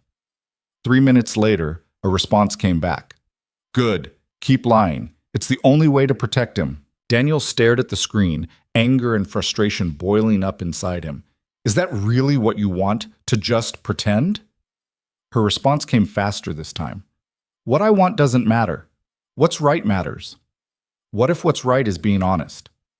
Honesty will destroy everything. Your friendship, my relationship with my son, Mia's sense of stability. Is that what you want? Daniel's hands were shaking as he typed. I want you. The 3 dots appeared, disappeared, appeared again. Then, you can't have me. He threw his phone across the room. It hit the wall and clattered to the floor, the screen cracking. Daniel sat there with his head in his hands and tried to breathe through the pain. She was right. He knew she was right, but knowing it didn't make it hurt any less. The weekend passed in a blur of forced normalcy. Daniel took Mia to the park. They went grocery shopping. He did laundry and cleaned the apartment and tried not to check his phone every 5 minutes to see if Victoria had texted again. She hadn't. Sunday night, after Mia was in bed, Daniel sat at his laptop and opened his email. There was a message from his landlord about renewing the lease, another from work about a project deadline, and one from an address he didn't recognize with no subject line. He opened it. The email contained a single paragraph. I'm sorry for calling you, for making this harder than it needs to be, for not being strong enough to walk away cleanly. You deserve better than secret phone calls and stolen moments. You deserve someone who can actually be with you, someone who doesn't come with impossible complications. I hope you find that. I hope you're happy. And I hope someday you'll forgive me for being too much of a coward to choose you. There was no signature, no name. But Daniel knew who it was from. He read it 3 times, then closed his laptop and sat in the dark. This was it. The real goodbye. The one that actually meant something. He should feel relieved, should feel like a weight had been lifted, should be grateful that she was making the hard choice so he didn't have to. Instead, he just felt empty. Monday morning, Daniel got a call from Tyler. Hey, so this is random, but my mom's throwing some kind of charity event next Saturday. Big donor thing. She asked me to invite you. Daniel's heart stopped. Why would she invite me? I don't know. She said something about you being good company, which is weird because she barely talked to you when you were here, but whatever, will you come, please? I could use a friendly face in the crowd. Daniel should say no, should make up an excuse, should do anything except agree to see Victoria again. Yeah, he heard himself say. I'll be there. Awesome. I'll text you the details. And hey, it's black tie. You need to borrow a suit? I'll figure it out. He hung up and stared at his phone, his mind racing. Victoria had invited him. After everything she'd said about staying away, about keeping their distance, she'd invited him to an event where they'd be in the same room, breathing the same air, pretending to be strangers. It was either the cruelest thing she could have done or a sign that she was just as unable to let go as he was. Daniel didn't know which option scared him more. The rental tuxedo fit poorly. Daniel stood in front of his bathroom mirror Saturday evening, tugging at the collar and wondering what the hell he was doing. The bow tie sat crooked no matter how many times he adjusted it, and the jacket pulled tight across his shoulders in a way that made him feel like a kid playing dress-up. Mia appeared in the doorway, already in her pajamas, even though it was only 6:30. Rachel had canceled her weekend visit at the last minute, some work emergency, which meant Daniel had scrambled to find a babysitter. Mrs. Chen from downstairs had agreed to watch Mia for the evening, but she wouldn't be here for another 20 minutes. You look fancy, Mia said. I look ridiculous. No, you look nice, like a prince. Daniel smiled despite himself. Thanks, sweetheart. Are you going to see Ms. Victoria? The question caught him off guard. What makes you ask that? Mia shrugged. Uncle Tyler said you were going to a party at his house. Ms. Victoria lives there. Yeah, I'll probably see her. Will you tell her I said hi? Daniel crouched down to Mia's level, his chest tight. Of course. I miss her. She was nice. I know you do. Do you miss her too? Daniel looked at his daughter, at her open, honest face, and knew he couldn't lie to her. Yeah, I do. Then why don't we visit? It's complicated, Mia. That's what grown-ups always say when they don't want to explain something. She wasn't wrong. Daniel pulled her into a hug, breathing in the strawberry scent of her shampoo, and tried to find words that would make sense to a 5-year-old. Sometimes people care about each other, but being together would make things harder for everyone else they love. So they have to stay apart, even when it hurts. Mia pulled back and looked at him with those serious eyes. That sounds sad. Yeah, it is. I think you should be happy, Dad, even if it's complicated. Daniel felt his throat tighten. When did you get so smart? I was always smart. You just don't notice because I'm little. He laughed and kissed the top of her head. You're right. I'm sorry. Mrs. Chen arrived at 6:45 and Daniel went through the usual routine. Emergency numbers on the fridge, bedtime at 8, no more than one cookie. Mia rolled her eyes but hugged him tight before he left. Have fun at your fancy party, she said. I'll try.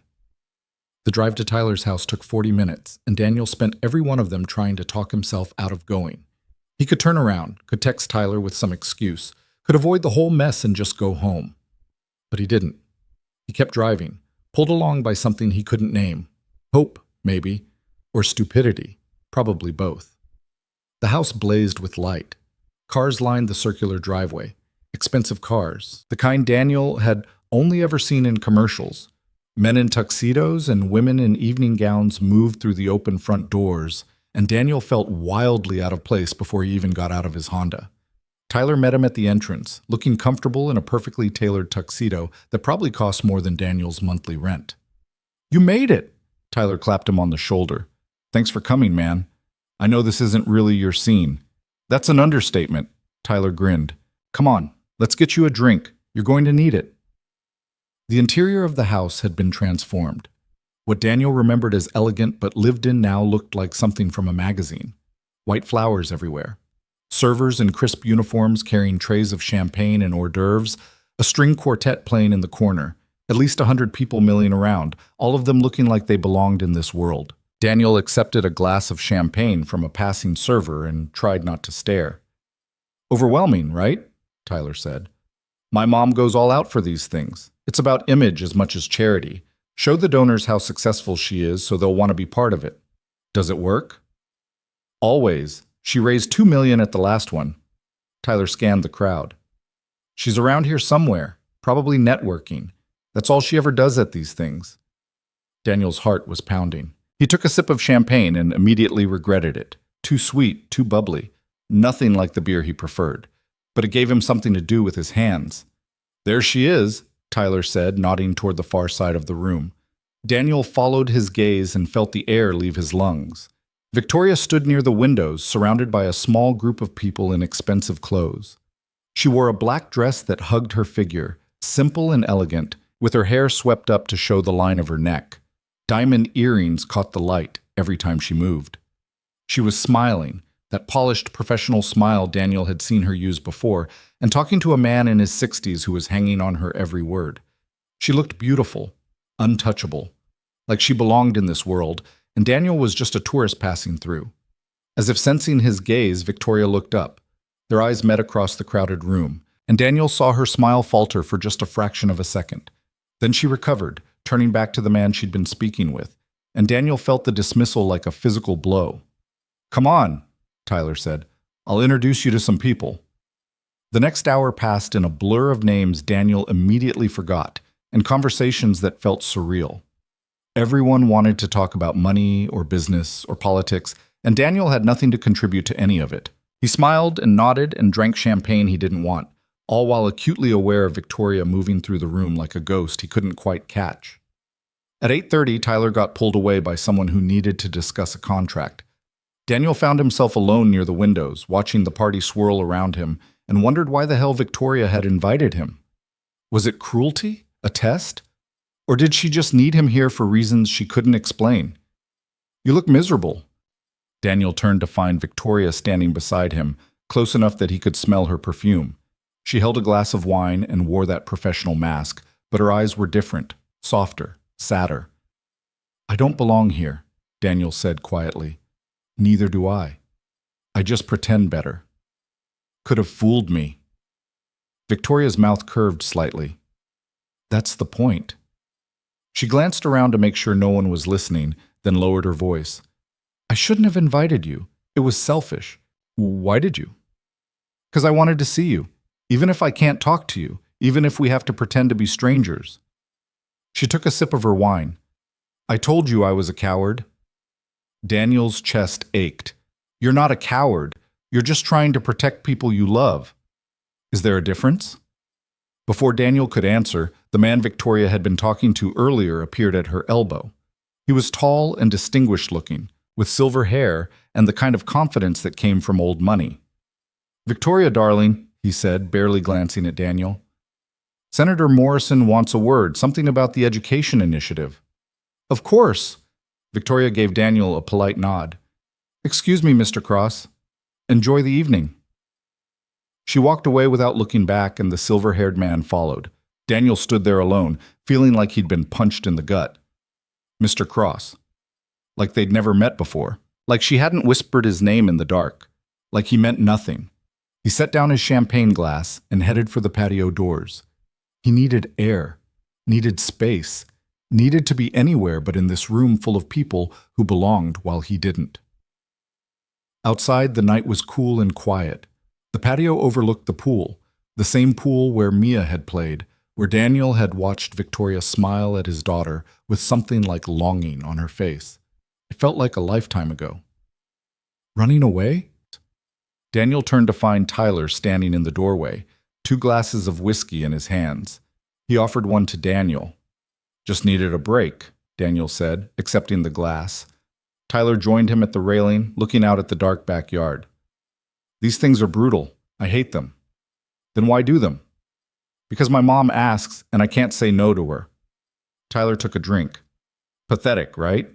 I'm 30 years old and I still can't stand up to my mother. It's not pathetic, it's loyalty.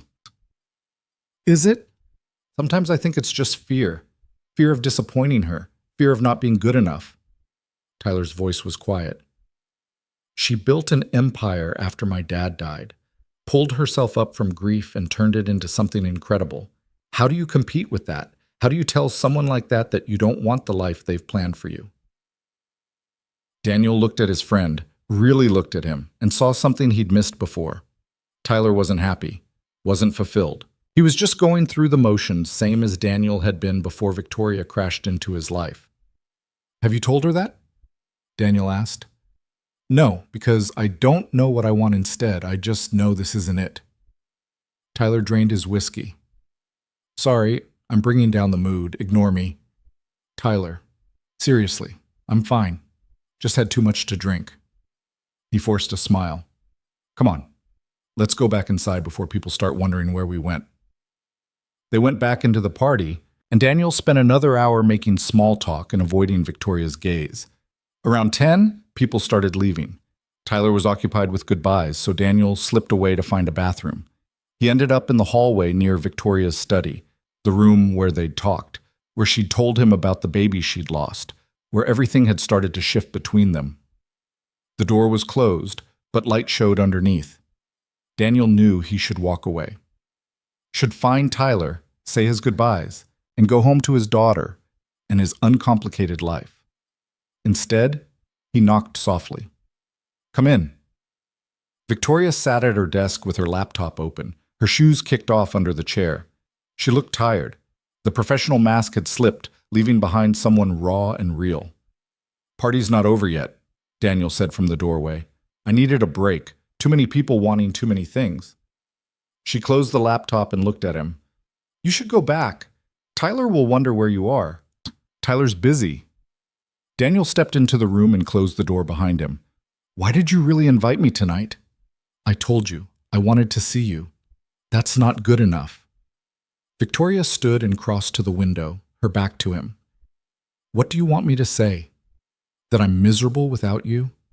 That I think about you constantly? That I regret sending you away? Is it true?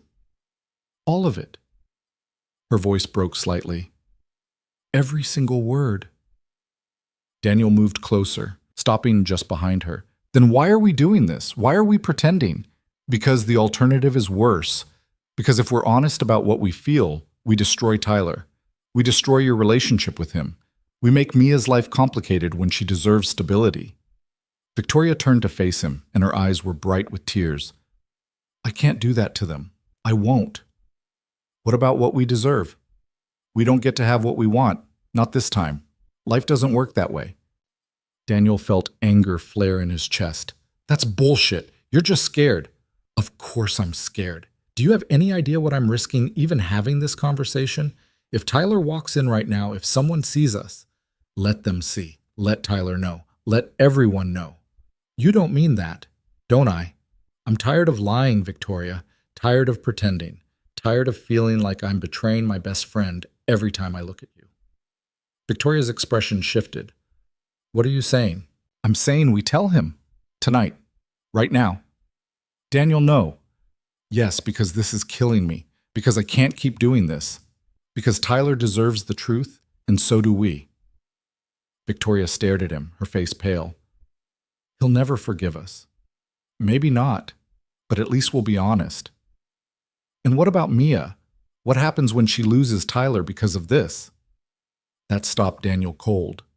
He hadn't thought about that, about how his daughter would feel when Uncle Tyler stopped coming around, when the big house with the pool became off limits, when another person she cared about disappeared from her life. She'll understand, he said, but even he could hear how weak it sounded. Will she? She's 5 years old, Daniel. All she'll know is that the people she loves aren't in her life anymore, and it'll be our fault. Daniel felt his resolve crumbling. Victoria was right. She was always right. But that didn't make it hurt any less. So what do we do? He asked quietly. Just stay away from each other forever? Pretend we never met? I don't know. I wish I did. They stood there in the dim light of the study, close enough to touch but miles apart, and Daniel felt the weight of impossible choices pressing down on him. Then the door opened. Tyler stood in the doorway, his expression shifting from confusion to something harder as he looked between them. What's going on? Daniel's heart stopped. Tyler, I've been looking for you everywhere. One of the guests wanted to meet you, Mom, and you just disappeared. Tyler's eyes narrowed. What are you doing in here with Daniel? We were just talking, Victoria said, her voice steady. About what? The question hung in the air. Daniel could feel everything about to come crashing down, could see the moment of truth arriving whether they wanted it or not. About me, Daniel said before he could stop himself. About my apartment situation. Your mom was asking if I needed any help. It was a lie. A terrible, obvious lie. But Tyler's expression softened slightly. Oh, that's nice of you, Mom. He looked at Daniel. Everything sorted out with the landlord? Yeah, all fixed. Tyler nodded slowly, but his gaze lingered on both of them like he knew something was off. Okay. Well, the party's winding down. I was going to say goodbye to the last few guests if you want to join me. I'll be right there, Victoria said. Tyler hesitated, then left, closing the door behind him. The silence that followed was deafening. That was close, Victoria whispered. Too close. She looked at him, and Daniel saw everything they couldn't say written in her eyes. Love, regret, the understanding that this couldn't continue. You should go, she said, before he comes back. Victoria, but please, just go. Daniel wanted to argue, wanted to pull her into his arms and tell her they'd figure it out, but he could see the finality in her expression, and he knew there was nothing left to say. He left the study and found Tyler in the foyer saying goodbye to the last guest. Daniel made his own goodbyes, thanked Tyler for the invitation, and headed for his car. He was halfway down the driveway when he heard footsteps behind him. Daniel, wait! He turned to find Tyler jogging after him, his bow tie undone and hanging loose around his neck. Hey, Tyler said, slightly out of breath. I need to ask you something, and I need you to be honest with me. Daniel's stomach dropped. Okay. Are you sleeping with my mother? The question hit like a freight train. Daniel opened his mouth, but no sound came out. Tyler's expression was hard, his jaw set, and Daniel realized his friend already knew, had maybe known for days. How long? Tyler asked when Daniel didn't answer. It was one night, right before you came back from Chicago. Tyler's face went pale. One night, and you've been lying to me ever since. Tyler, I'm sorry. Are you in love with her? What? Simple question. Are you in love with my mother? Daniel could have lied, should have lied, but he was so tired of lying. Yes. Tyler took a step back like he'd been slapped. Jesus Christ. It wasn't supposed to happen. We tried to stop it. You tried to stop it? How noble. Tyler's voice dripped with sarcasm. Did you try before or after you fucked her? Don't talk about her like that. I'll talk about her however I want. She's my mother. My mother, Daniel. Do you understand how messed up this is? I know it's complicated. Complicated. It's a betrayal. You're my best friend. You're supposed to have my back, not sleep with my mother behind mine. Daniel felt anger flare to match Tyler's. Your mother is a person, Tyler. She's not just your mom. She's lonely and miserable and so desperate for connection that she's willing to throw away everything just to feel something real. Don't you dare put this on her. You took advantage. I didn't take advantage of anyone. She wanted this as much as I did. Maybe more. Tyler's hands clenched into fists. Get out. Get out of here before I do something I'll regret. Tyler, please. I said get out. Daniel stared at his friend, at the hurt and anger on his face, and knew there was no coming back from this. He'd known it all along, had known the truth would destroy their friendship, but knowing it didn't make it easier. He got in his car and drove away, watching Tyler's figure disappear in the rearview mirror. The apartment was dark when he got home. Mrs. Chen had left a note saying Mia went to bed at 8 without any fuss. Daniel paid her, thanked her, and locked the door behind her. Then he went to Mia's room and stood in the doorway, watching his daughter sleep. She looked so peaceful, so innocent, completely unaware that her father had just blown up his entire life for a woman he could never actually have. Daniel's phone buzzed. A text from Victoria. Tyler knows, I'm sorry.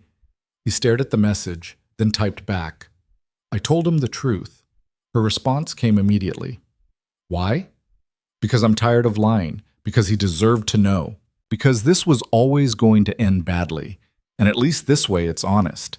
The 3 dots appeared and disappeared several times before her next message came through. He just left. Said he needs time to process, that he can't look at me right now. Daniel felt his chest tighten. I'm sorry. Don't be. This is on both of us. What do we do now? I don't know. Daniel sat down on the floor outside Mia's room and leaned against the wall.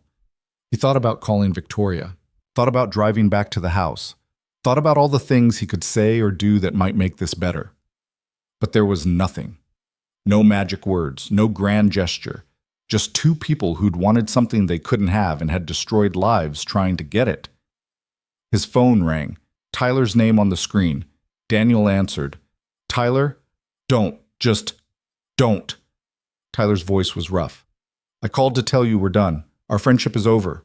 I don't want to see you. I don't want to talk to you. Stay away from me and stay away from my mother. Tyler, please. I trusted you. I brought you into my home. I treated you like family, and you repaid that by sleeping with my mother. It wasn't like that. Then what was it like?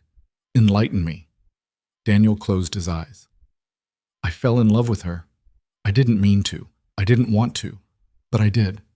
And she feels the same way. You don't know what she feels. I do, because she told me.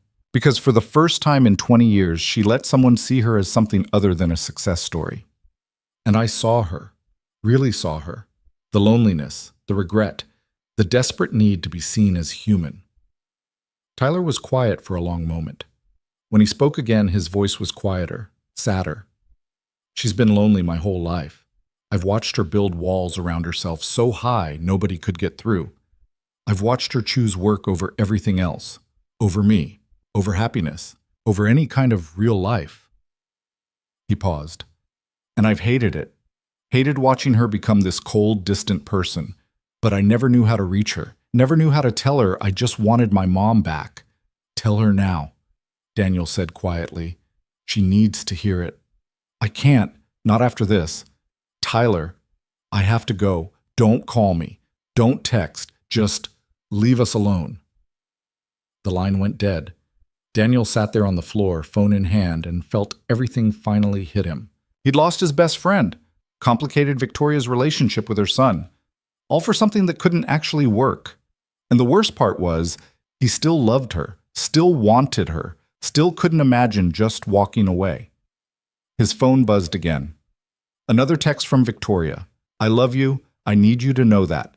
Whatever happens next, I love you.